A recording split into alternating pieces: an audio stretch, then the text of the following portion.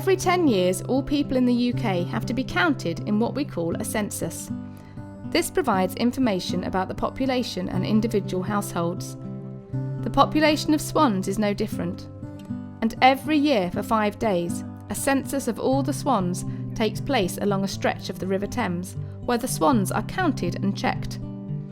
Traditionally, this happens in July, when it is easier to catch the swans, as the parents are losing their feathers in a process called molting, and the cygnets are too young to fly.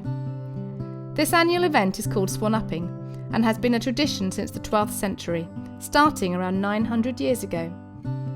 Swan Upping used to happen all over England, but now only takes place on the River Thames. The process is a serious matter, and the job of Swan Upping has often been passed down through generations. With this task come many responsibilities. For example, when Swan Upping first began, swan uppers could be fined 8 old pennies for not having their swan hook with them. Originally, many people owned swans, and they were seen as a status symbol. The Crown has always been able to claim all unmarked mute swans. Today, the Queen may exercise her royal prerogative to claim ownership of any unmarked mute swan swimming in open waters in the UK, but this right is mainly exercised on the River Thames. There are also 3 other bodies that can own them. These are the Ilchester family, that has a bevy of swans at Abbotsbury in Dorset, and the Vintners and Dyers livery companies, which only have a royal charter to own swans on the River Thames. A livery company is a trading organisation. The Vintners traditionally trade in wine, and the Dyers are in the dyeing trade.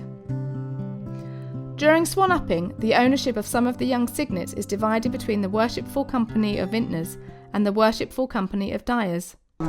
Centuries ago, the kings and queens of England gave different people the right to own swans, and it may be because a wealthy person may have helped to fund a king's army. So the king said, now I'll give you the right to own swans. Now 2 of the people who maintain the right to own swans as a tradition are the Dyers Company and the Vintners Company. So this was given to the Vintners Company in about the 15th century, and they've maintained that right all those hundreds of years. Why did the Dyers own the swans? Good question. Nobody really knows. The swans in the United Kingdom belong to the king or the queen, and it's always been a cheap way of the king or queen to bestow an honour or to repay a debt by giving a present of swans to somebody. And so hundreds of years ago, the Dyers for some reason were given swans on the Thames. It was a big honour, and we've been looking after them ever since. Dyers as a trade, we always had to be on the river somewhere because we had to always wash the cloth and all the colours out of the cloths we were dyeing, and so we were naturally near swans all the time. So perhaps that's some of the origins.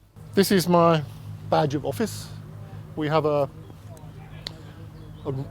prime warden who is the boss, and he's always voted for 1 year, and I'm what they call the renter warden, so I'm the deputy boss, and this is my badge.